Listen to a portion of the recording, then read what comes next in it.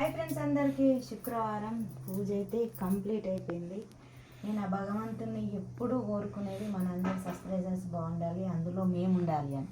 కానీ ఇందులో ఒకరు మాత్రం ఏం కోరుకుంటారు అంటే నా పతనాన్ని కోరుకుంటారు. నేను ఎప్పుడు ఆగమైతా, బాగా కాలిపోయింది మంటలల్లా, ఏఆర్ కలెక్షన్ నీకు స్టార్ట్ అయింది అని పెట్టింది ఒక అక్కనా చెల్లెనా తమ్ముడు ఎవరో ఒకరు.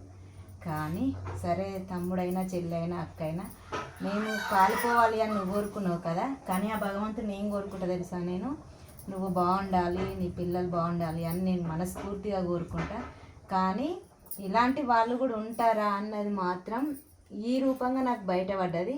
కానీ నేను ఎంతో మందికి నేను ఏం చేసినా అన్నది నేను చెప్పుకోవడం గొప్ప కాదు.